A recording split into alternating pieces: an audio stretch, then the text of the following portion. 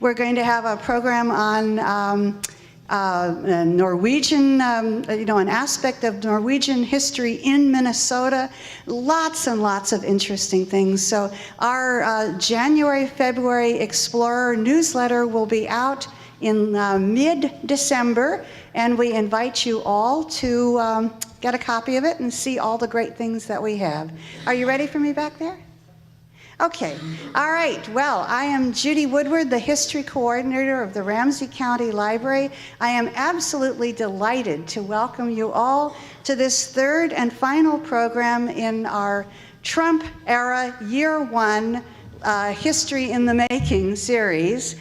Today's speaker is Chuck Chalberg, who is going to give us a conservative point of view on the Trump movement. We're really looking forward to that. We have a couple of sponsors to thank. First of all, our great partner in this enterprise, the Osher Lifelong Learning Institute of the University of Minnesota, OLLI. And I see it looks like we do have a few empty OLLI seats. So if all the registered OLLI members have taken their seats, and there are people standing, we can put you in these empty OLLI seats up front. This program, like the others that preceded it, will be filmed, and so if you do not wish to stand for the entire program today, you will find links to the film of this program as well on our homepage. In addition to OLLI, I also need to thank our financial sponsors, Minnesota's Arts and Cultural Heritage Fund, without which none of these programs would be possible. And so we are delighted for their support, which is to say the support of the the voters of Minnesota, because the legacy funds come to us as a result of the passage of the Legacy Amendment of 2008. I have monuments on the mind from the earlier announcement about JV's programs. So I think now, without further ado, I will turn the podium over to Chuck Chalberg, writer, historian, and what shall I say, Professor Emeritus from Normandale. Thank you very much.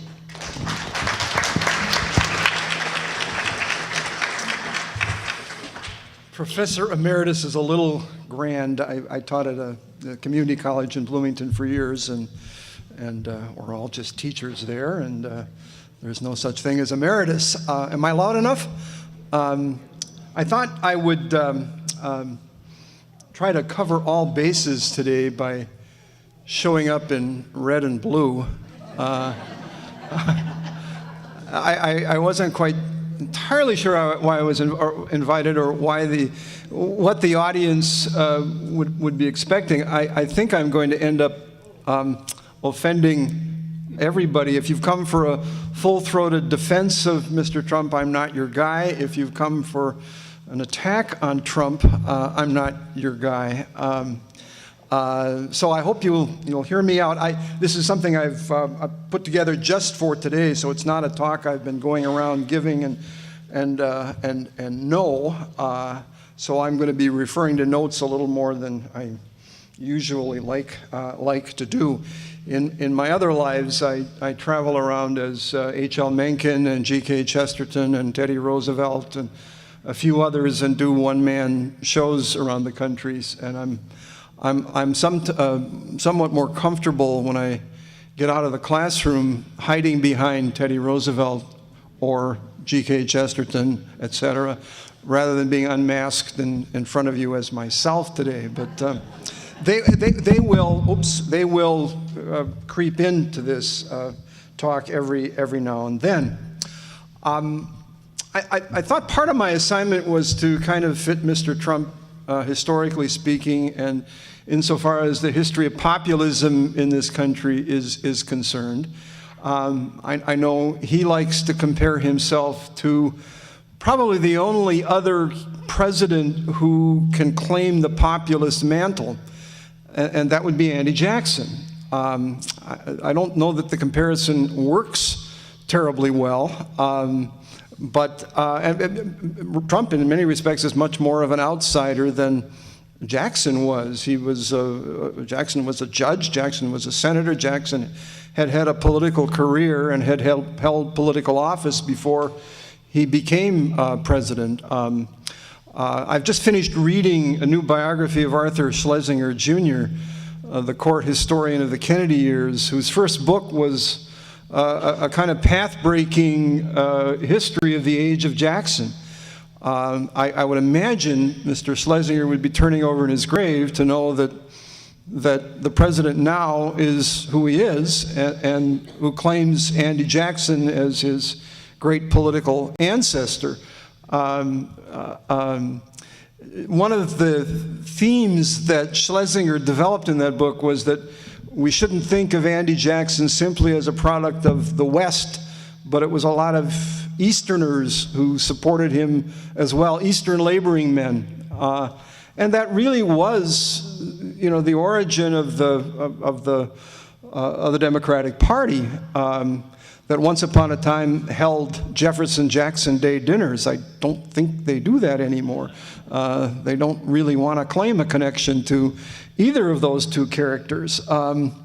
But then again, I thought to myself, even last night as I was going over my notes, that maybe Schlesinger wouldn't be rolling over in his grave. There are a number of almost uncanny parallels. I jotted a few of them down between Trump and Kennedy. They were both sons of newly wealthy fathers. They both had ghostwriters who wrote books for them. They both are East Coast patricians. I mean, you can become an aristocrat pretty quickly in this country. Either by making money all by yourself, or by being the sons of people who made money for the first time in their lives. No real clear ideology on the part of either Trump or Kennedy. Both have had rather checkered sexual lives. Both made a big deal of calling for tax cuts and getting the economy rolling again. Both celebrities. I think in many respects Kennedy was our first celebrity president. We've had a couple since then, and we certainly have one now. But I think Kennedy in many respects was the first of that lot. Well, let me go on before I go on, really with a disclaimer of sorts. I'm not a political activist, and I'm not a policy wonk. I'm simply a citizen and historian, and yes, a conservative of somewhat long standing, but not all of my adult life. During the campaign that ended a year ago, and during the whole primary season, I was never a pro-Trumper, but I was never a never-Trumper, I will say.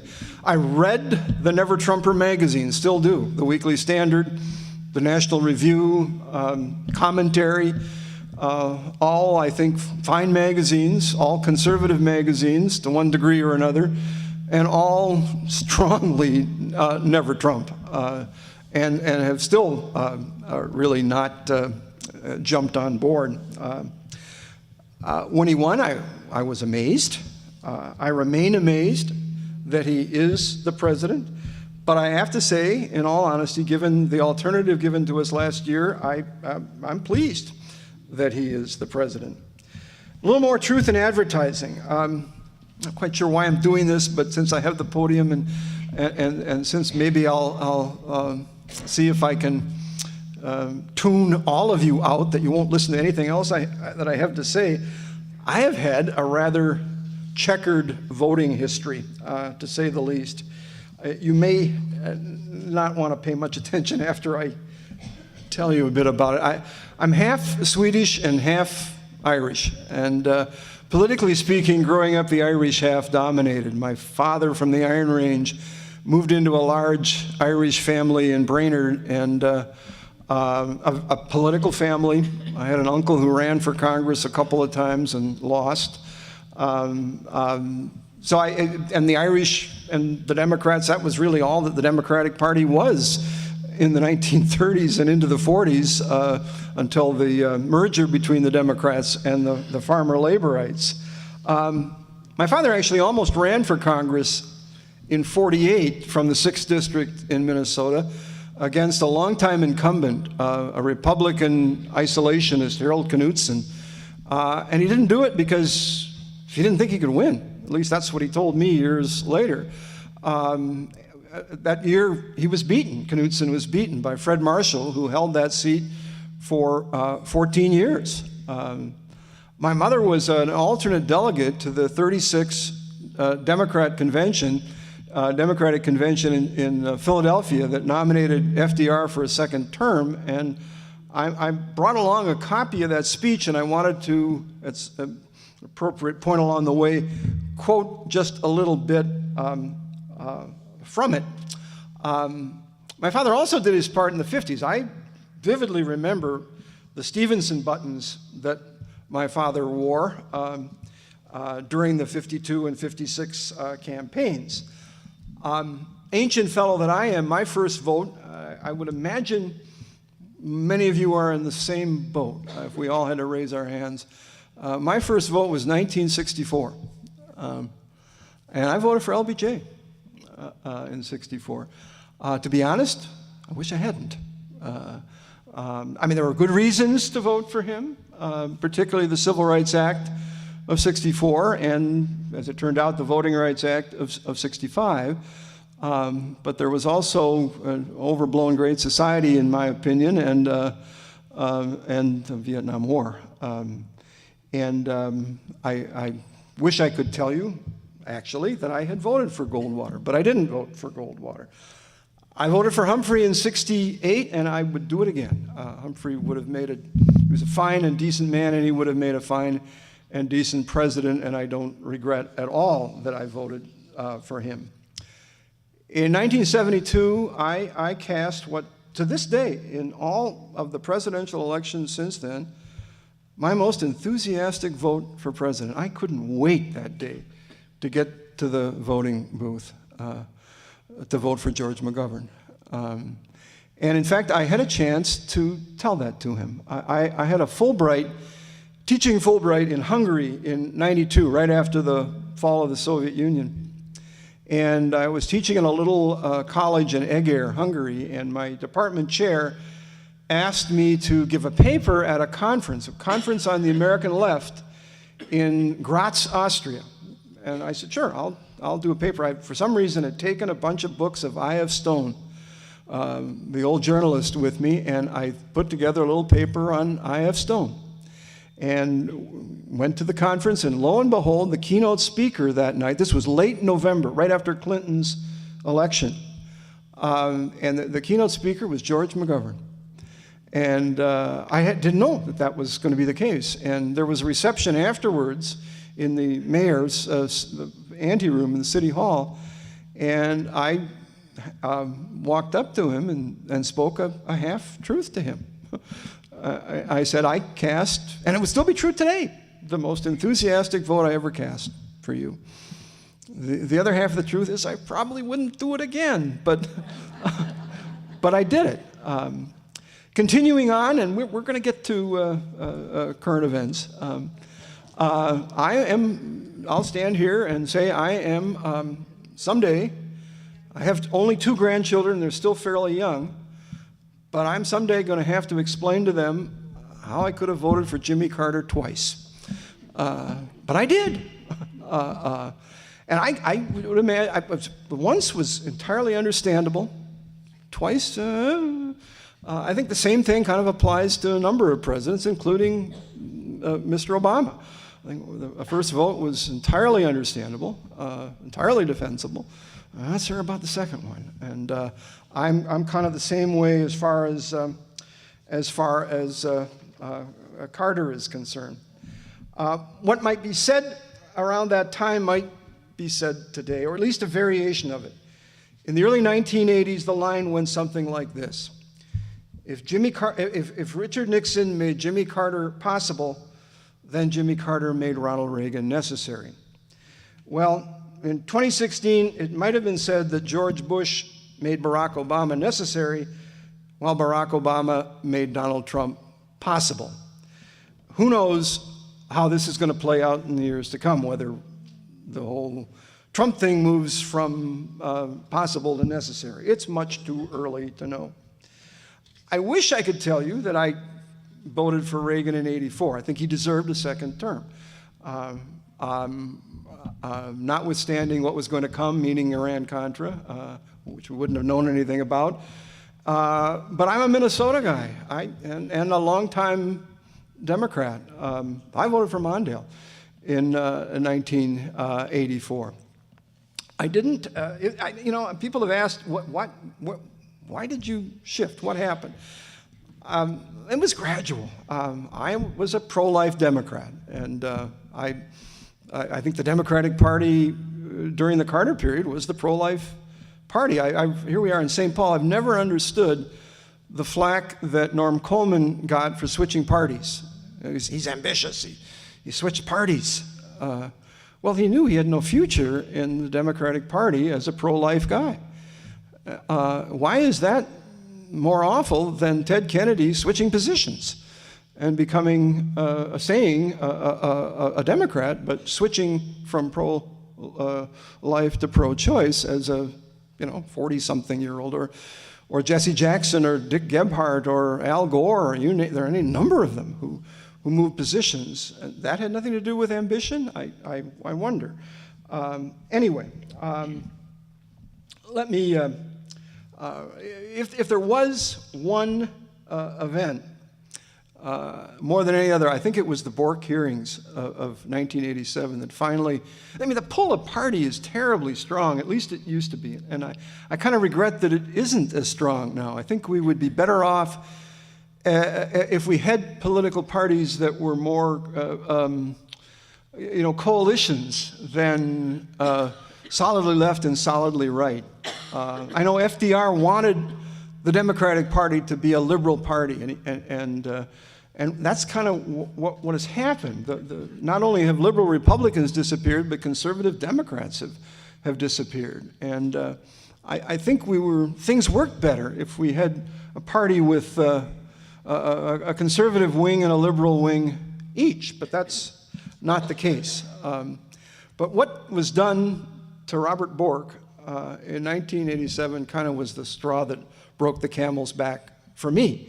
And I voted for Bush 41 in '88, and not terribly enthusiastically, and I've not terribly enthusiastically voted for, I didn't vote in '92, to be honest. We were in Hungary, we were told how to vote absentee, and I thought, Bush 41 doesn't deserve a second term, and I was suspicious of both Clinton and Perot, so I thought, I'm not gonna bother, I'll just pass. But I have voted Republican for better or for worse ever since then. I was telling one of the folks beforehand that a year ago now, I was slated for a hip replacement on the morning after the election. And I got up that day and hobbled to the polls not knowing what I was going to do. And I remember literally saying to myself, I'm not young. This could be my last vote. Is my last vote going to be for Donald Trump? And I got to the polling booth and I looked at the ballot. I looked at Gary Johnson. I knew at least one of my kids was going to vote for Gary Johnson. He's not serious. This isn't. And I looked at the never Trumper guy, Evan McMullen. I don't even remember his last name. And I thought, yeah, I kind of agree with him on a lot of things, but he doesn't have a chance. And then I looked at Hillary and I thought, no. So I voted for him. I will just simply tell you that. It wasn't enthusiastic, but it was a vote for him. And as we all know, he almost carried Minnesota another few days, and he might have. So from LBJ to Donald Trump, quite a record. Not one I'm entirely proud of, but I will be honest about it. Well, okay, let's stay with 2016, and then I'll leap back into history occasionally in the rest of my comments today. To me, there was one overwhelmingly positive reason to vote for Mr. Trump last year, and I think it remains the only compelling positive reason today. I mean, you could say there was a negative reason in my mind to vote against Mrs. Clinton, but I think from the standpoint of positivity or positiveness, it was that it was time to rein in the federal government, and maybe only an outsider could do it. I was visiting in the fall of 2015 with a friend who is a young guy who works for a congressman from Iowa, from the Cedar Rapids area. He's 30 years old, and he's got the chief of staff position for a second-term Iowa congressman who took the seat that the Democrat who ran against Joni Ernst and then lost to Joni Ernst. He gave up that seat. Would have been 2012, I think. Anyway, I'm visiting with this kid, the college friend of my son's, and he said it's so corrupt. Washington is so corrupt. He said 95% of the people here, the first thing, the only thing on their heads is they want to stay here. And he said, you know, of the Republican candidates, there are only two, he thought, who might challenge all this. And one was Ted Cruz. But he said, Ted Cruz, he said, everybody hates Ted Cruz. One of Al Franken's funniest lines of late, he said, I'm a friend of Ted Cruz, and I hate him. So he said, I don't think Ted Cruz is going to get anywhere. He said, the only other one who might be able to shake things up, and they desperately need shaking up, is you know who, the Donald. And that was not long after he had first declared that he was going to run. This would have been like early October of 2015. It certainly wasn't going to be Hillary. I assume there are Hillary fans here. I'm not one of them. I was racking my brain the other day trying to come up with a major party candidate whom we knew in advance of the corruption. I mean, there have been corrupt presidents, or not themselves necessarily corrupt, but administrations. Grant, Harding, Truman. Corruption goes with the territory, but corruption that we knew ahead of time about? I think you got to go back to James G. Blaine in 1884 to find a match for Hillary. And who beat him but Grover Cleveland?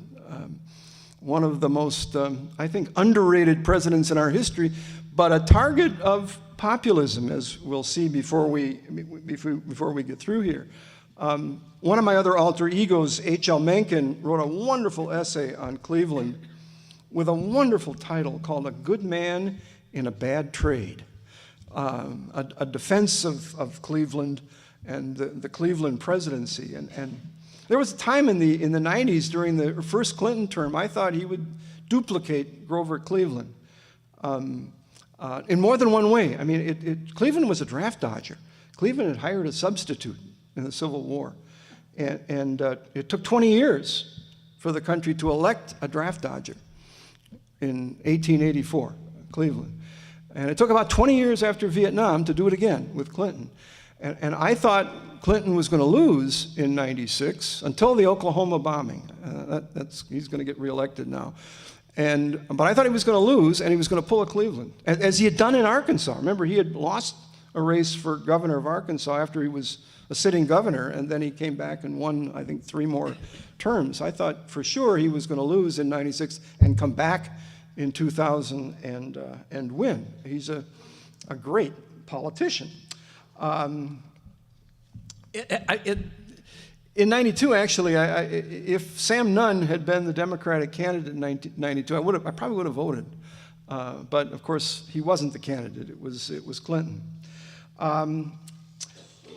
Let me. I'm going to skip a couple of things here and stay with Mr. Trump. I have a bunch of wishes here. I'm happy that we have elected an outsider. I think in the great scheme of things, There are a lot more pluses than minuses to that. I wish this outsider had not turned out to be a brash, blowhard billionaire. I wish he had not said what he said. Yes? How many times did Trump try to get out of the draft? I'm sure he did. 3? Okay. 4?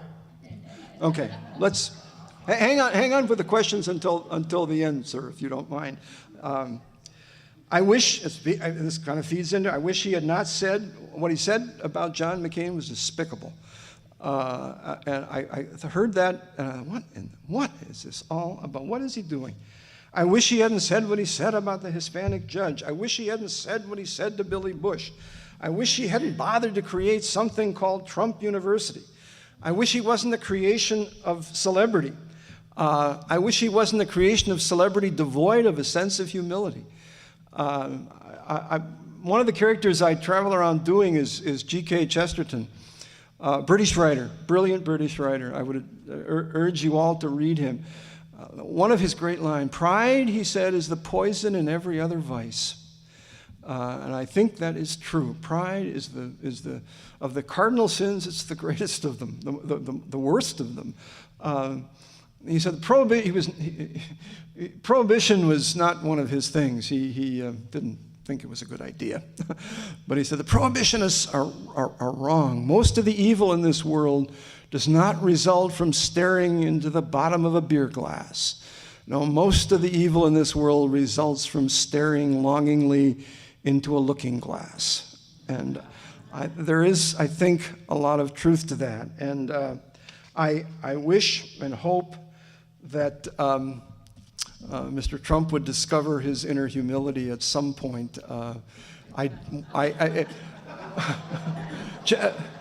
Chesterton also, I might add, he had a whole thing about the faith, hope, and charity. And he said those are the Christian virtues, and they're much more important than as he called them, the pagan virtues of temperance and justice. He says, what is justice but deciding what someone is due and trying to make sure he gets it? And what is temperance but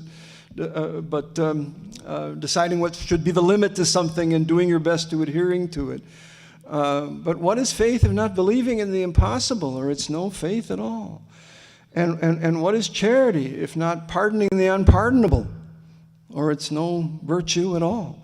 And what is hope if not hoping when everything is hopeless, or it's no virtue at all? So forgive me for hoping. And I must say, I initially out of the chute was a Scott Walker guy.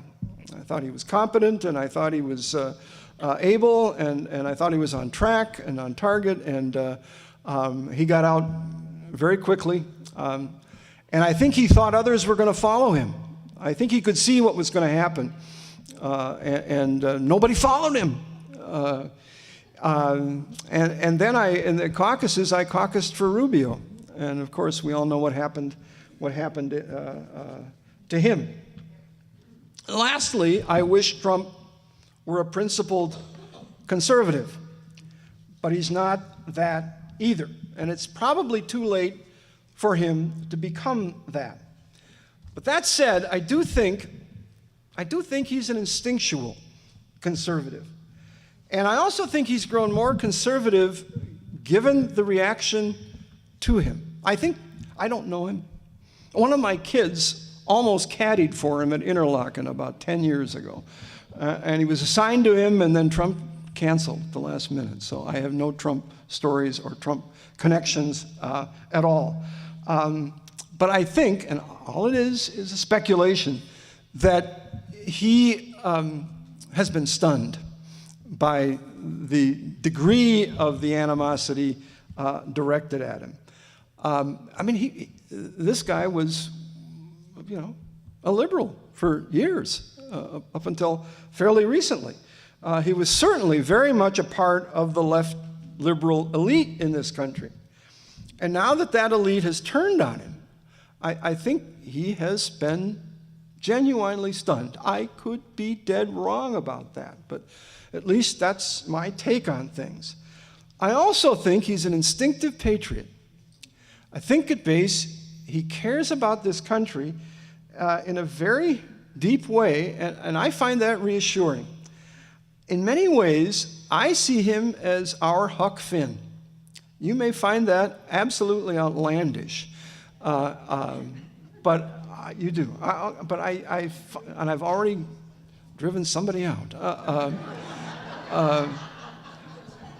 But Huck on the Raft, we've all read Huck Finn. I haven't read it in years. I meant to try to go back and reread it when this occurred to me, but I didn't have time to do that. But Huck on the Raft with Jim. Huck didn't know much about slavery. He didn't know diddly about slavery, but he knew it was wrong. And that was all he needed to know. And I think Trump knows a lot of things are wrong. And I think that's important. Now, you may say it's one thing to have Huck on the Raft with Jim, another thing to have somebody like this as President of the United States. Huck didn't pay any attention to moralizers. Huck couldn't be reined in. Huck was a very American character. And I think in many respects, that fits Trump. Whether we're looking at an out-of-control bureaucracy, whether we're looking at out-of-control borders, whether we're looking at an out-of-control war that we don't see any end to, the list could go on. And he's trying to respond as an ordinary American might respond. And in a sense, he's more of a Huck than the other Huck of recent memory, Bill Clinton. There are all kinds of parallels, the shucks, Mr. Clinton, and it worked. As Huck, the instinctive patriot, and this, I'm probably going to lose a few more people here, but does not see himself, I think, as President Obama did. Recall Mr. Obama's repeated statements that he sees himself as a citizen of the world. I could call myself that. You might call yourself that. But the President of the United States, thinking of himself, I think first as a citizen of the world. I don't like that. I want a president who thinks about what this country, not first, last, and always. There are instances, of course, when we've got to get beyond ourselves.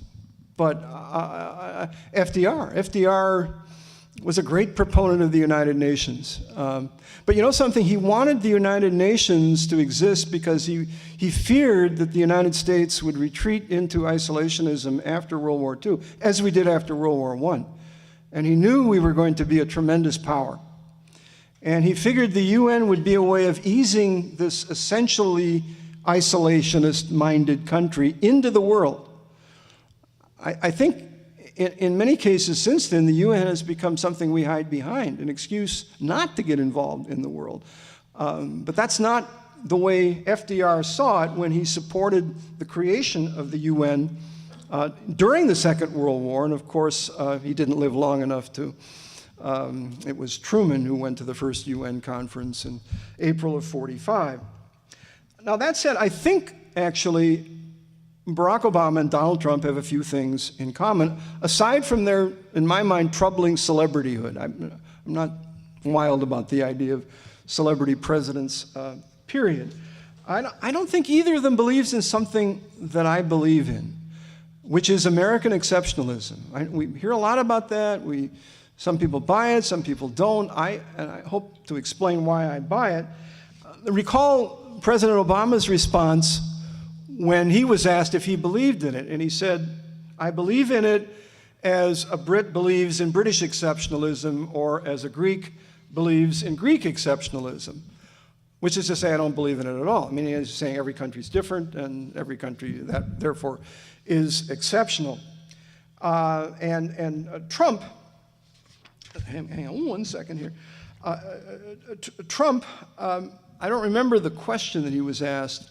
It had to do with Putin, and he had an awful response. Well, Putin has his killers, and we have our killers.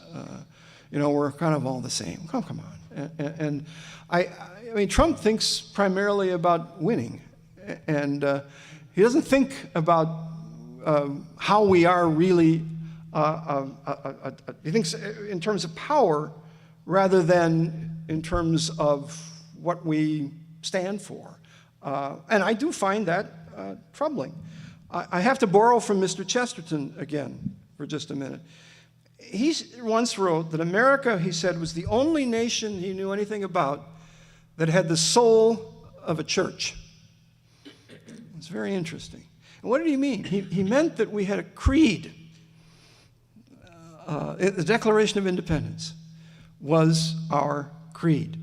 And what he further meant, and he came to this country twice, in 21 and 1930, and he wrote a book in the early 1920s called What I Saw in America. And that's where I got the quote from, What I Saw in America. By the way, if I may, on Cleveland for just a minute, if you remember your history, in 84, a Protestant minister accused the Democratic Party of being the party of rum, Romanism, and rebellion. A great line. Rum, Romanism, and rebellion. And Chesterton read that and said, well, those are three very good things in their place.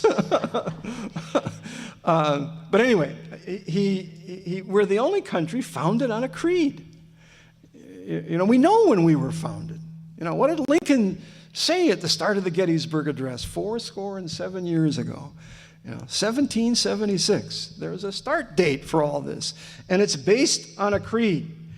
And Chesterton was also aware, as I think we are all aware, that anybody can become an American if they subscribe to the creed. There's a great debate going on between those who and it's connected to the immigration issue, which I'm going to get to before I'm done, over, are we a creedal nation or are we a people? Well, we're both, it seems to me. No matter one's background, no matter one's religion, no matter one's race, no matter one's ethnicity, anybody can become an American if you subscribe to the creed. And I think this gets to one of the two issues, aside from the one I've already mentioned, i.e. the need for the bureaucracy to get a jolt, that most directly impinges on Trump's victory last year.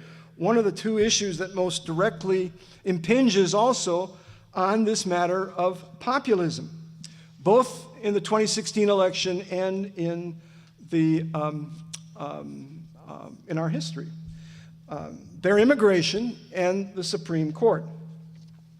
Now, let me begin the immigration story with one bit here, with one more personal story. Early October, a year ago, I was having some health issues, and I was in for a blood draw, and they have a terrible time getting blood out of me. And I walked out of there, I was bandaged here, bandaged in the back of one hand, and there was a lone fellow waiting in the waiting room to go in, a black guy, 60-ish. And just to make a bad joke, I said, be careful when you go in there. They're really out for blood today. And he looked at me and he said, are you for Trump? No kidding. I don't know him from Adam. He doesn't know me from Adam. Are you for Trump? And I started to mumble something, well, I'm not a big Hillary fan and I'm not a big Trump fan, being mealy-mouthed to this total stranger. He said, well, I'm for Trump. This country's being overrun. We got to do something.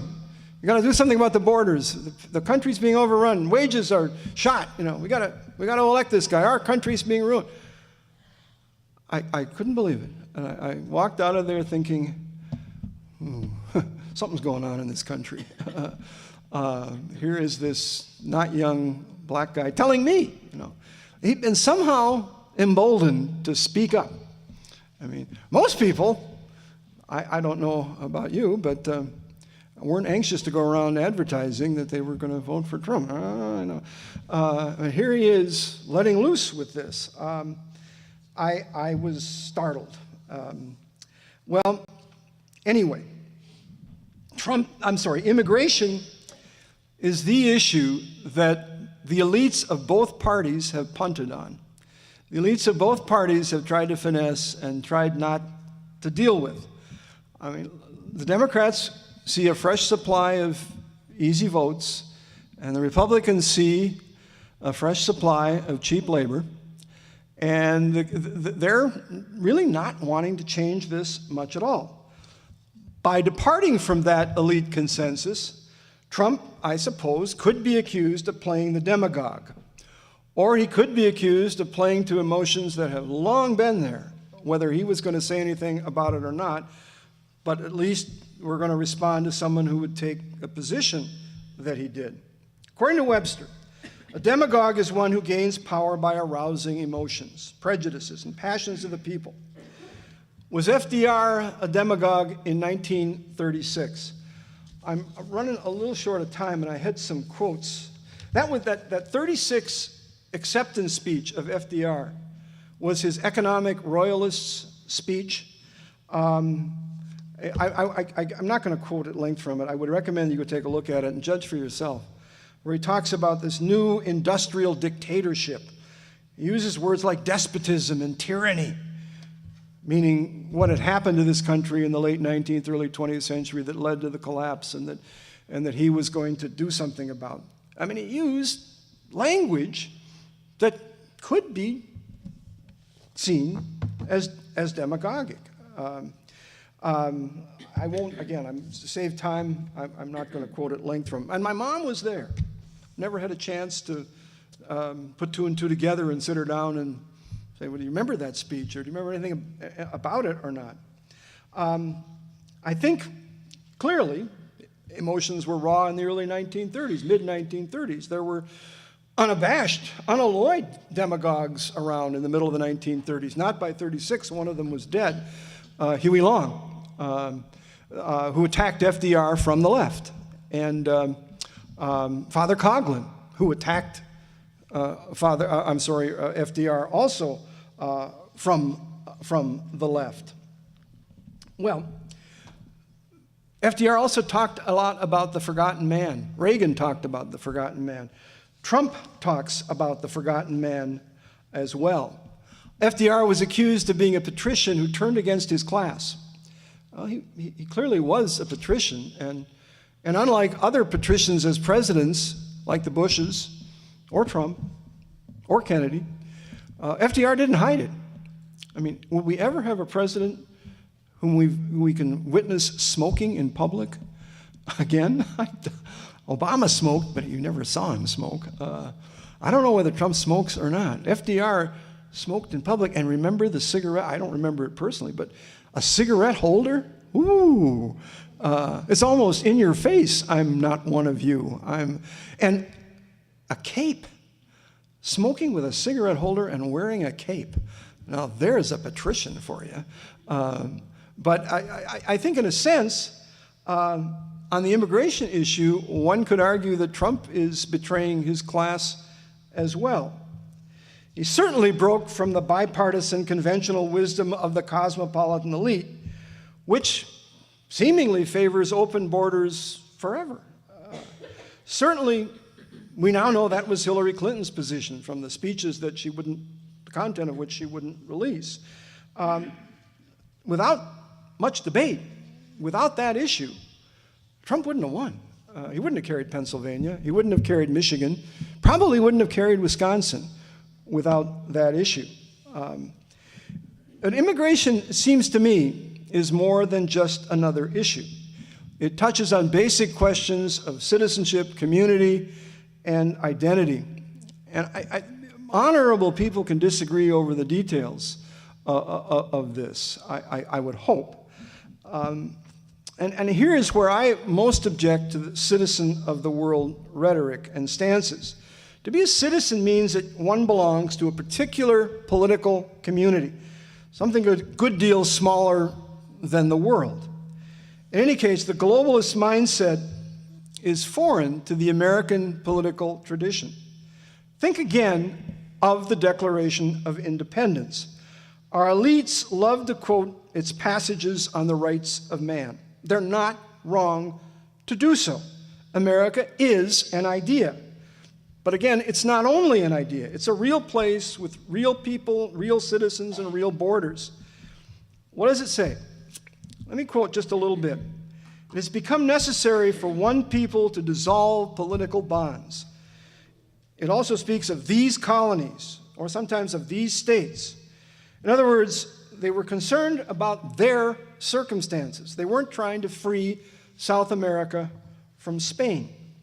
They appealed not only to King George for redress, but to their fellow British citizens. But those citizens had been, quote, deaf to the voice of justice and consanguinity.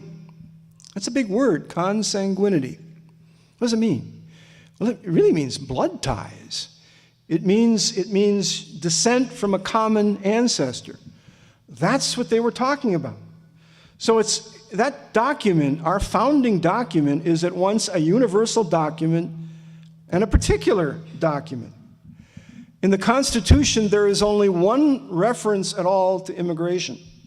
It empowers Congress to establish a, quote, uniform rule of naturalization.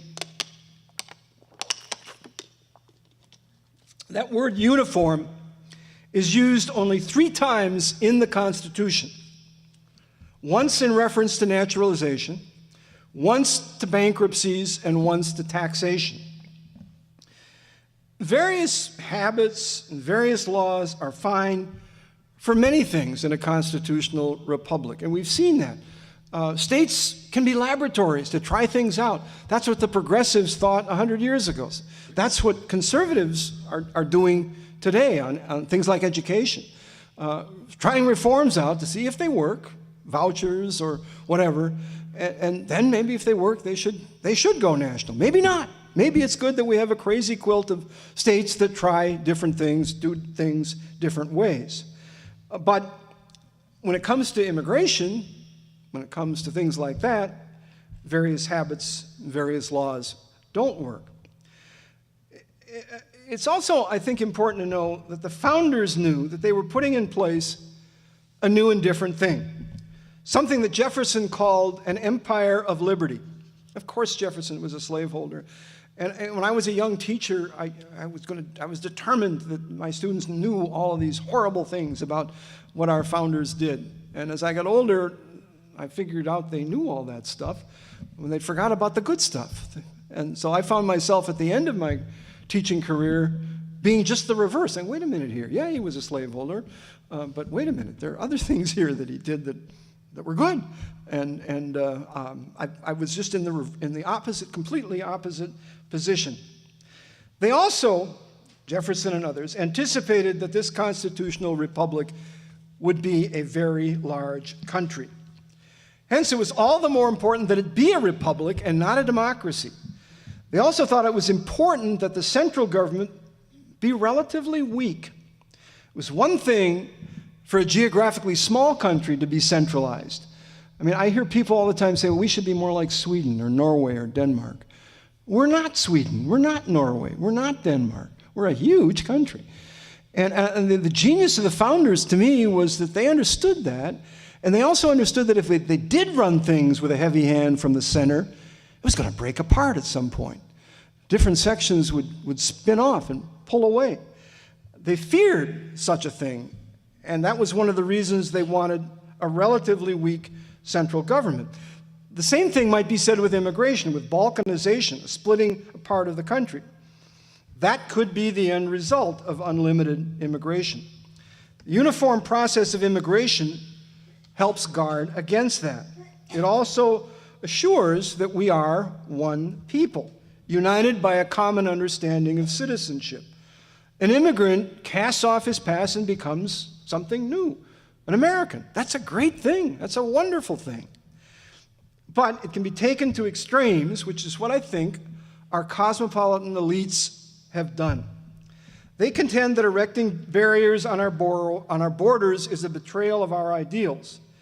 They contend that we must give sanctuary cities a pass, spare illegals from deportation, and permit as much cheap labor as business wants.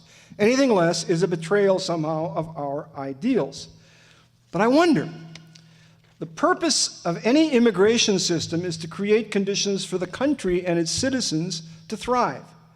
Here's James Madison in 1790, in the first debate in our Congress over naturalization. Quote, "It is no doubt very desirable that we should hold out as many inducements as possible for the worthy part of mankind to come and settle among us and throw their fortunes into a common lot with ours. Now notice that phrase, worthy part. Okay, he didn't go around saying, keep out Mexican rapists. He didn't do some of the terrible things that Mr. Trump has done. But notice that he did not say the entire world. And why was this distinction desirable? Why immigration at all? Here's Madison again. Immigration is not merely to swell the catalog of people. No, sir, it is to increase the wealth and strength of the community, the country. Is James Madison just Donald Trump with a little more class? Is Donald Trump just James Madison with a little more oomph? In any case, Madison's argument is a far cry from the elite of today. It seems to me that the policy that we have had since 1965 has been there to serve the elite and foreigners.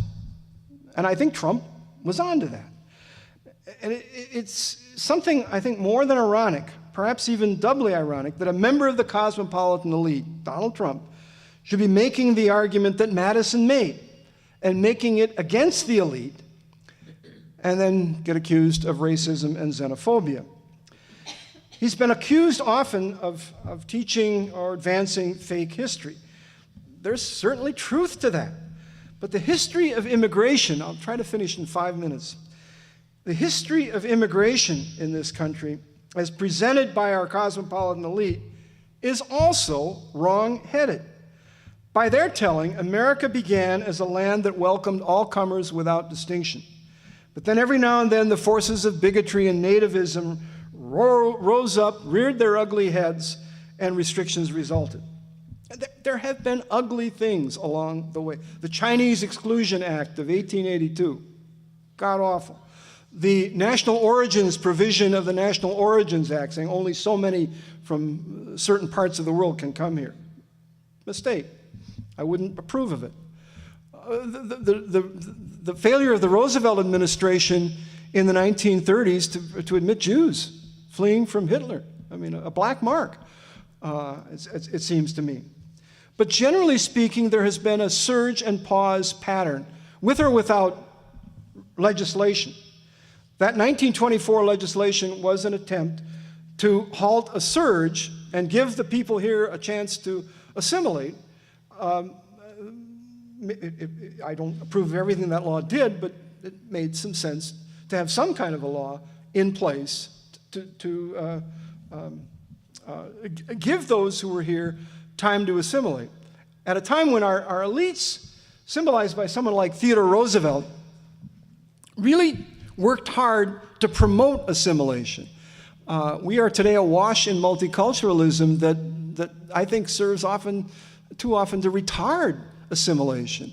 I think it's going to happen, meaning gradual, but it could be done more quickly if our elites thought it was important to do, as Roosevelt. There will be no hyphenated Americans. That was Teddy Roosevelt. Well, the pause that began in 24 ended sharply with the legislation of 1965. And we are still, despite some pullback here and there, we are still in the midst of the longest surge of immigration in American history. Since 1965, the estimates are about 60 million immigrants have come here legally and illegally for reasons that have nothing to do with job offers or job skills. And they're coming in. Milton Friedman, an economist I agree with more often than not, and you can either have open borders or you can have a welfare state. You can't have both. If you have both, you're asking for a whole lot of trouble. I have a friend who was helping Somali immigrants, women, learn English at a Baptist church near the Metrodome, or the U.S. Bank Stadium.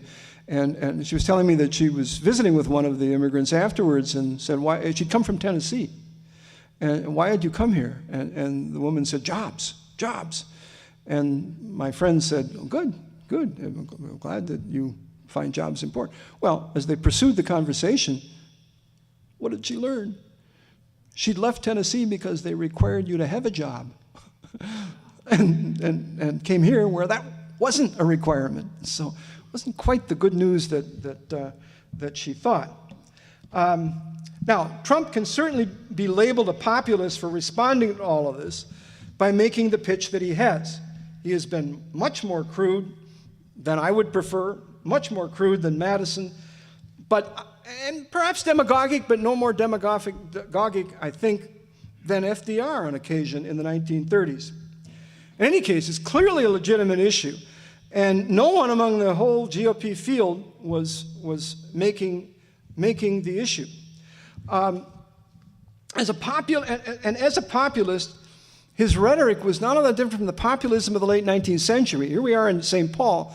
One of the other characters I used to do when I first started doing one-man historical shows was Ignatius Donnelly, an old Minnesota populist, who routinely talked about what we've got to keep out hook-nosed Jews and Chinese living on rice and rats. And this wasn't private conversation. This was public stuff.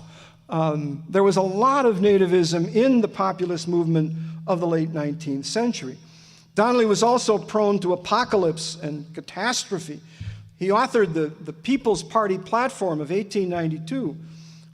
Quote, "We meet in the midst of a nation brought to the verge of moral, political, and material ruin. Our people are demoralized. Our homes are covered with mortgages. Corruption dominates the ballot box and touches even the ermine of the bench." Now, those populists did not achieve national power. They did succeed in capturing the Democratic Party. Something happened in 1896 when William Jennings Bryan won the nomination from the Democrats, defeating Grover Cleveland, a sitting president. I know of no other instance in American history where a party did a complete 180 as far as its standard bearer was concerned and repudiating a sitting president. Now, of course, those late 19th century populists called for bigger and bigger government. The progressives came on their heels and took that ball and ran with it and have been running with it ever since. Here again, there's a note of irony, perhaps to end on here, that the populist movement of our time, and for whatever you think of the Tea Party, a genuine grassroots movement, yeah, it produced some crackpots and kooks, but it also produced Tom Cotton and Mike Lee and some very admirable senators, it seems to me. And the Tea Party, I think, unfairly by and large got accused of racism and xenophobia. It was a limited government movement and of ordinary people. Who was the leader of the Tea Party? I don't know.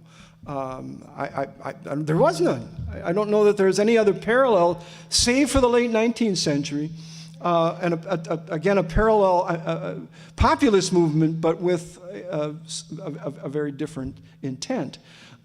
The other issue, of course, and I'm going to have to cut myself short here, was the Supreme Court. I mean, I think had Trump not made the pledge that he made, he wouldn't have won. And then he fulfilled the pledge with Neil Gorsuch. And I'm not here to debate the details. I've read, particularly in the Weekly Standard, essays on the administrative state, the fourth estate, the bureaucracy, and the whole issue, can bureaucracy write its own rules? Gorsuch doesn't think so, and there's an argument to be made here. I think an important argument. Who writes the rules, the bureaucracy or the Congress? I think it's a healthy debate, and one we would not have had without Mr. Trump. And both the fourth and the fifth estate, really, I don't know which is which. The fourth estate once was the press, and now the fifth estate is the bureaucracy, and they're both solidly in left liberal hands, which makes life difficult for people like Mr. Trump or any Republican for that matter. Let me just close with one other quick personal story. I've been helping take care of an 85-year-old retired faculty member at my community college who's single. He's gay. He's more conservative than I am. And I was over there sometime earlier in the fall, and we were watching, guess what, Fox News. And he looked at me and he said, "I can't help liking Trump." And I turned to him and I said, "Oh, Dick, I can't go there. I can't say that I like him, but I'm rooting for him." And maybe that's the note to end on. I'm still rooting for him. Early on, I tell you, I didn't vote for Mr. Obama, but I was rooting for him as well. I was hoping he would do some things differently, but I don't. Maybe that will come up in Q&A. But I hope I've antagonized everybody here, and now I'll let you antagonize me. Thank you very much. I'm glad that there are still people who, still people in the audience, and I will bring the mic around for questions, and I see somebody's hand up right over there.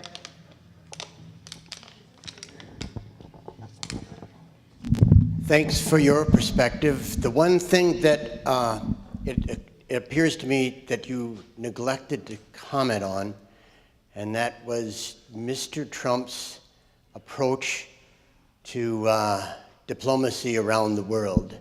His 12-country visit to Asia and the Pacific wasn't exactly the best example. There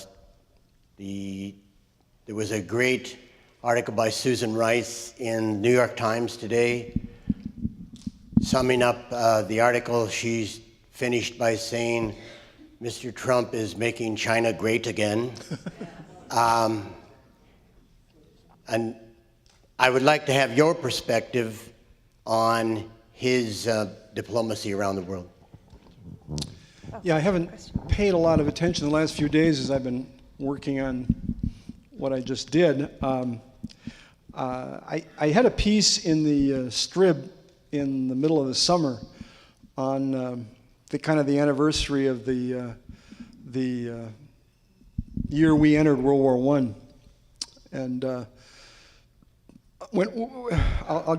Wilson, when that war began in 1914, said, America is going to be neutral in thought, word, and deed. We're not going to get involved in this war. And 3 years later, we were in a big way. And we turned it into a crusade to make the world safe for democracy.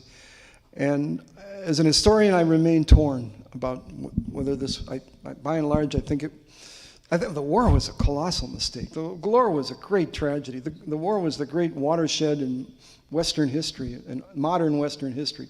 Europe, I don't think, is ever going to recover from World War I.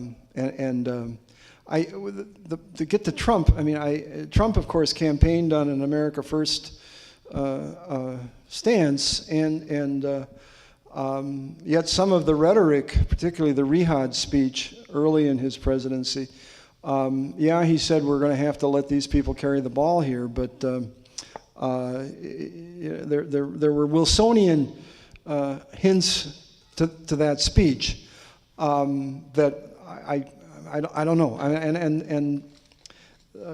Israel, to me, Israel is the canary in the mine. If Israel goes, I think the West is going to go. I think Western Europe is going to go. I don't know what the answer is. Sometimes I think the whole Middle East is, most things in life, finding the middle way, finding some kind of a compromise makes sense. But I don't know. Can we keep doing what we're doing there, that we've been doing, propping up Israel and trying to keep the oil flowing and trying to keep peace there? And sometimes I think either extreme makes more sense. Get out, let Israel sink or swim. Say we can get on without the oil, or let's have 100 years war and let's remake the Middle East. I don't know that we've got it in ourselves as a people to do something like that.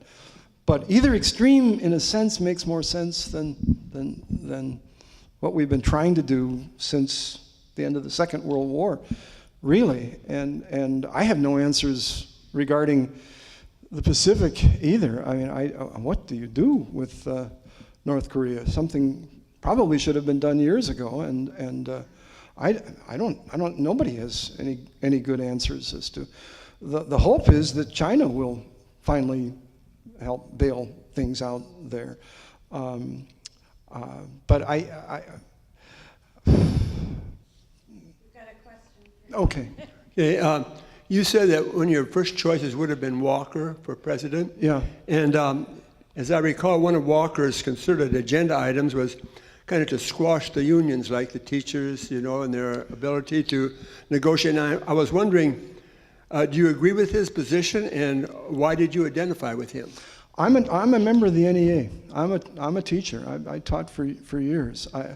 I think he wasn't going to squash the unions. He was going to reform the unions, and he was going to ask them to do what I think should be done, to pay more for their own.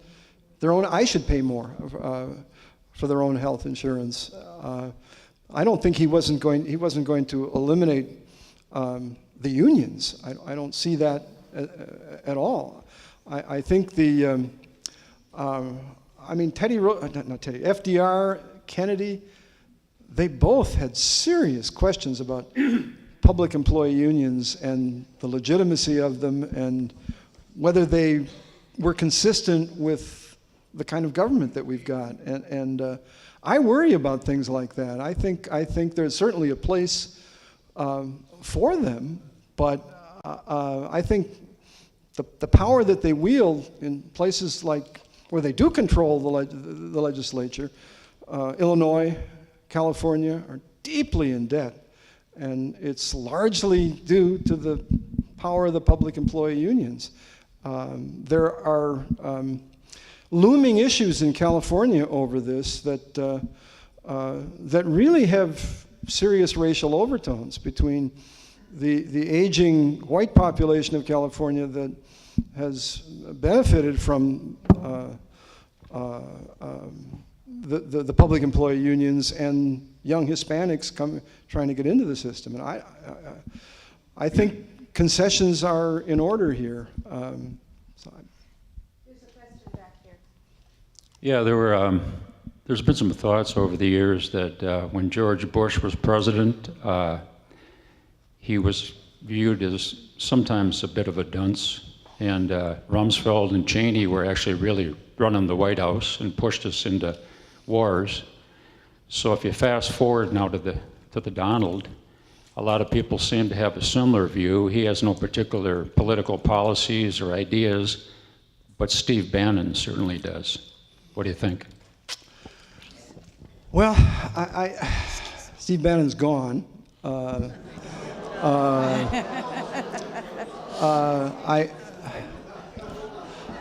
I wish I knew more about. I don't see these people as anxious to get us into a war. Doug Tice of the Star Tribune put me onto a book a year or so ago called The Fourth Turning. You're familiar with it? Okay, so I got it and I read it. Those of us who aren't familiar with it, maybe you want to just... Okay, yeah, it's a wild romp through American history that challenges the general progressive consensus that we are gradually moving inevitably toward a perfect world.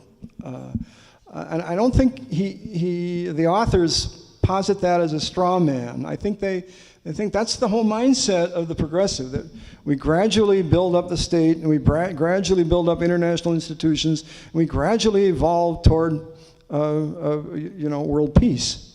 And they say, look at American history and you have cycles. History goes through cycles. And they argue they're not perfect, but they're 80 to 100 year cycles.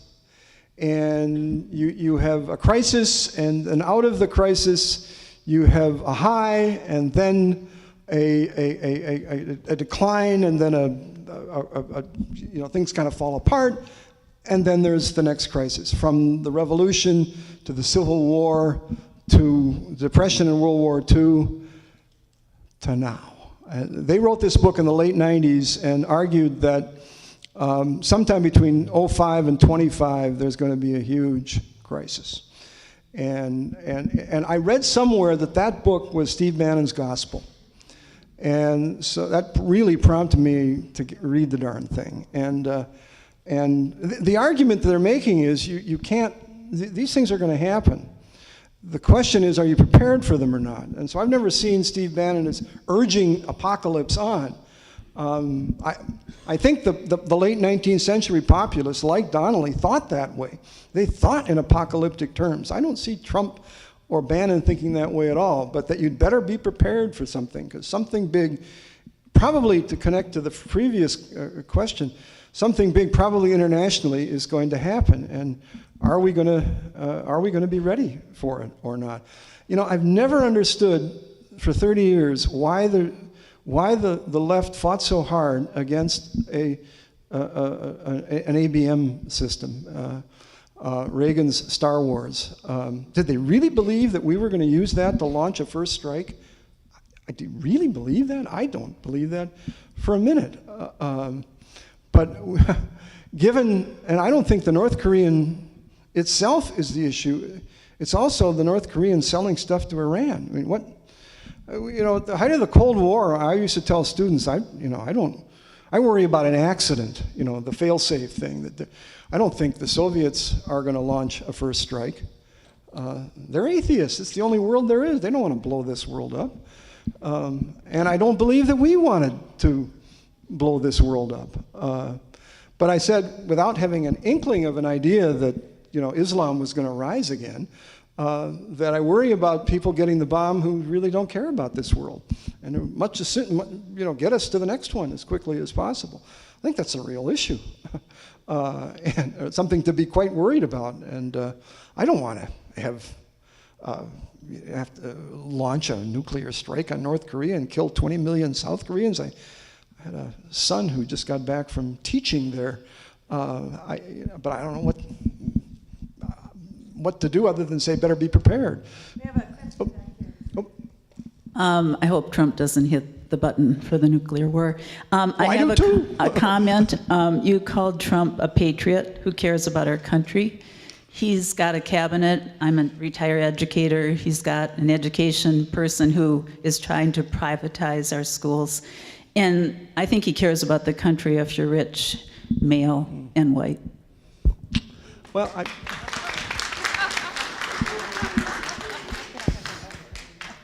I'm male and white, but I ain't rich, and I don't know quite what to say. Yeah, that's fine. I think, and again, I don't want to see Donald Trump or anybody push the button, and I don't think he wants to do it either, and I doubt that. That he will, but I could be wrong. Thank you. My concern is the media and how they have responded to President, I like to call him President Trump because he is the president, right? Overwhelmingly negative and overwhelmingly opinionated, and everything is sort of, as the story is introduced, it's negative. So do you have a perspective and a historical perspective on how the media has influenced our political system like this? Well, I think the media has been in that direction for decades. I not long ago had to review a Pat Buchanan's memoir of working for Nixon, and he talks. Remember, after Nixon lost in '62, the governorship of California, we thought that was the end of Nixon, and Howard K. Smith. I remember Howard K. Smith. Invited someone to do a post-mortem on Nixon. This is 1962. You know who they invited in to do the post-mortem on Nixon? Alger Hiss. Alger Hiss. A communist spy. I mean, I as a young guy, I didn't think he really was, but the evidence is overwhelming that that's who Alger Hiss was. And the media has been, yeah, even the incident with Trump dumping the fish food in, well, the Japanese prime minister had dumped the food in first, and he just followed suit. But the media just took pictures of Trump, the stupid Trump dumping the fish in. They will. miss no opportunity. And I read a biography of Roger Ailes not long ago, and yeah, Fox News tilts right. But the author said in his investigations of the media, it ain't close to what the major networks are in reverse. Fox, the people around Fox are like 2-to-1 liberal to conservative to liberal. CBS is like 50-to-1. I mean, it's an echo chamber. Yeah, but I think Trump could be a whole lot, who am I to say, but a whole lot smarter in dealing with these people. He would, I don't know if he's going to win them over. Teddy Roosevelt referred to the press as my praise agents. That was their business, to praise me, and he would have ways, as Kennedy did. Kennedy was, privately, Kennedy knew the press was hostile, but he knew how to massage them. And Trump could take a few lessons from these people, I think. Yeah. I was wondering, I normally vote for somebody because of a policy that I agree with them on, and you told us a lot of things that you didn't agree with him on, but I was wondering if there's one particular policy that you agreed with Trump on, and that's the reason that you chose to vote for him. If I had to say, in my own case, the Supreme Court was number one in my mind. Immigration is an important issue, and I hope I made some sense in trying to set it historically. Again, I do think that there's no one hard and fast rule. I don't think Donald Trump wants the Dreamers to be sent back, but I think there's got to be some kind of a deal here. So that was an issue, but not the overriding issue for me. That I didn't want Mrs. Clinton to make the next Supreme Court appointment. The administrative state. I think the administrative state needs to be reined in. We've got to decide: are we a country of laws, or are we a country run by the bureaucracies? I think it's a real issue. And Not because she was pro-choice? Pardon? Not because she's pro-choice? Oh, that was an issue for me as well. Yeah. But it was not the single issue at all. But now we have a cabinet that is run by bureaucracy. We can't hear back here, so could we let the mic sort of rule the debate here? Could you give us your opinion on environmental protection, consumer protection, and voting rights? Again, I'm not a policy wonk. I think the Voting Rights Act of 1965 was very important. I think it's outlived its usefulness. I don't think that that voter suppression is anything to worry about in 2016. I simply don't. I think if anything, I think the Democrats have demagogued the voter ID issue. I think. I mean, we like to talk about, the left particularly likes to talk about we ought to ape Europe, we ought to copy Europe. Every European country has voter ID laws. Okay, let's copy Europe. I don't understand and I'd be fine with an appropriation to make sure people have IDs. But why people can vote without an ID is beyond me. And there's no evidence that I know anything about of attempts to keep people away from the polls. Where?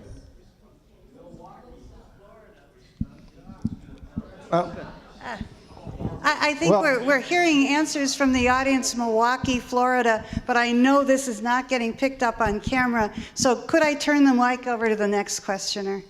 You had a. This lady. Oh, I'm sorry. Yeah. You talked about the next big thing coming, and it is coming, and it's climate change. And the recent major report by the National Academy and all the scientists completely says that it's actually worse than we thought and getting worse. And yet at the same time, we have a president who's anti-science. We have EPA's Scott Pruitt removing scientists from the EPA. And right now, Minnesota's very prominent, highly respected environmental toxicologist Dr. Deb Swackhammer, who headed the whole environment thing at the U here, has been fired as the chair of the EPA the Science Advisory Committee, which is just, she has been outspoken that what they are doing is they're bringing in corporate people who have their grants, and they're saying, but other people can't serve if they've had EPA grants. And so science is really under attack right now, and it's going to be major for human health and the environment. Well, Well, the question is, how do you feel about climate science and scientists being removed from places where we really need them? I'm an agnostic on the question of climate change. I think you had your hand up. You have to believe that it exists, you have to believe that it's man-made, and you have to believe there's something reasonable that can be done about it. And I'm not sure of any of those three. You can call me an idiot if you'd like, okay. But yeah. As a bleeding heart liberal, in disagreement with much of what you said, I want to thank you for articulating for me why people voted for Trump. You've helped me clarify the issues, and with that, I feel much more at ease debating or disagreeing, because I now have a better clarification of what the issues are. My question is the debate that is going on between the left and the right, myself and yourself, a continuation of that which began between the Federalist and the states' right people in the time of Jefferson and Hamilton, which continued with the Civil War, and which to me at this point seems to be a similar question? Wow, that's huge. I don't know where to begin with an answer to that. I worry that we are heading into a civil war of some kind, and that was one of the reasons I said what I said about the parties. I think it made more sense when the parties had a conservative wing and a liberal wing, and that isn't the case anywhere anymore. Now, of course, we don't have sections, as we had during the Civil War, where we all knew where the slave states were, and they were all connected to one another, and we're much more spread around than that. But the divisions, I would contend that divisions among us are greater than was true during the Civil War. Lincoln wrote a letter to Alexander Stephens, the vice president of the Confederacy. They were friends. They had served as Whigs in Congress. And I can't quote the letter off the top of my head, but essentially he was saying, we agree on pretty much everything except slavery and what to do about it, whether it can go into the territories or not. But pretty much Northerners and Southerners were, Protestant Christians and believing in some sort of representative government and believing in some version of capitalism. I mean, there was a lot of agreement, except one huge disagreement. And I don't know how this is all going to play out. And along the same line, I cut out a piece at the end that maybe makes sense here. I do worry about the politics of celebrityhood and where this is. Reagan kind of broke. I never bought the amiable dunce stuff about Reagan, and now things have come out that clearly, this was not only an intelligent guy, but someone who was very well read. It's probably not true of Mr. Trump by any stretch of the imagination. But now that we've gone from Reagan to Trump, it's entirely possible we could have President Clooney or President Winfrey before we're through with all this. And the power of the internet, the power of social media, the power of television, boy, oh boy. I wonder where all this is going to go. If we have this modern movement of okay, right-wing populism, there is a left-wing populism out there that could become very resurgent very, very quickly, and probably won't be led by Bernie Sanders.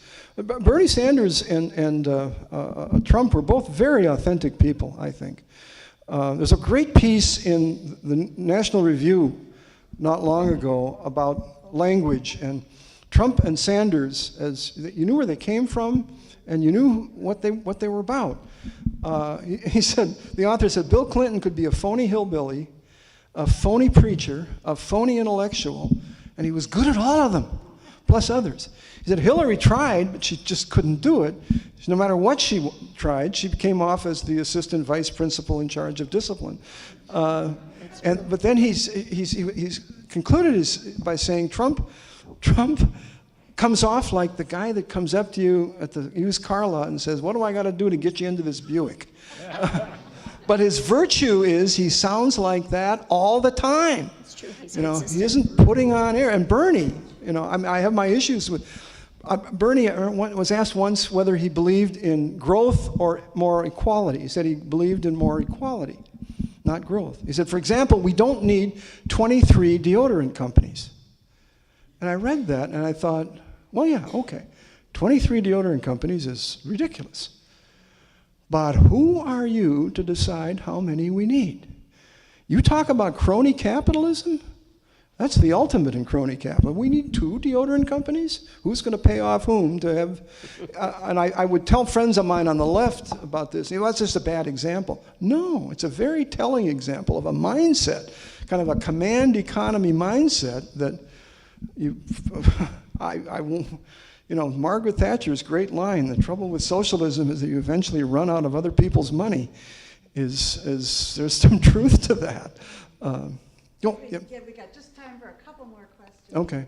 This is a divergence from politics to entertainment, but I'm wondering whether your alter egos appear in the Twin Cities and how we would know. Well, if my alter egos appear in the Twin Cities, well, thanks for asking, but and thanks for taking me off the hot seat for just a minute. Not often. I just got back from the East Coast. I do colleges and with Chesterton. Chesterton was a convert to Catholicism, so I do him at parishes around the country. And I was just out for a Mencken Day event earlier in the fall where I do some H.L. Mencken. The one I probably most often do around here is Teddy Roosevelt, but I did have a pretty serious, be nice to me now, a pretty serious heart attack about a year ago, and so I was kind of off the circuit for a while. I have a website called historyonstage.com, so you could, I'm not always very good at posting stuff there, but I'll try to do better.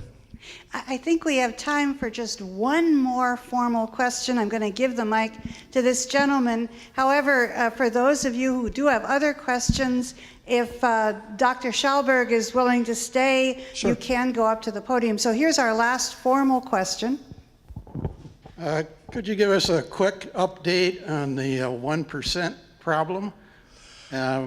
Last week or two, it seemed like it's grown into the 0.001% problem, where you have 5 large companies whose valuations give them balance sheets that they can control anything, including the news through the internet. And where that strikes home for me is that in the library here, once in a while we hear we don't need to shelve books anymore because everything's available on the internet now, and never mind whether the views are slanted or if some of it's downright misleading. So as an educator, can you give us your view on that? And before you answer that, I wanted to say you never heard that from a librarian. But please answer the question. Yeah, we've had librarians and Ramsey County Library. Okay. Thank you. Which is the best tax money you ever paid? Thank you very much. I'm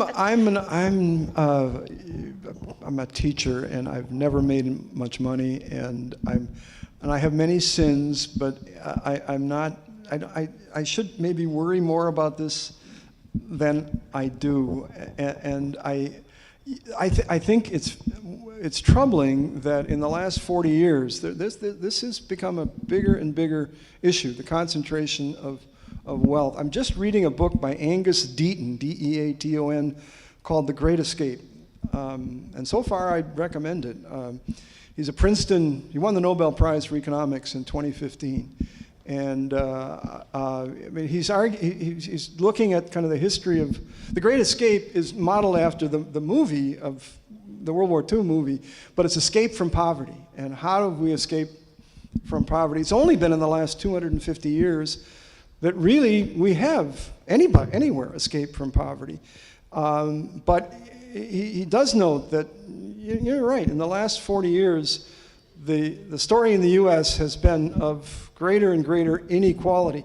Historically, inequality is inevitable, and inequality is progress, and inequality is going to create more winners, and it's going to create some losers.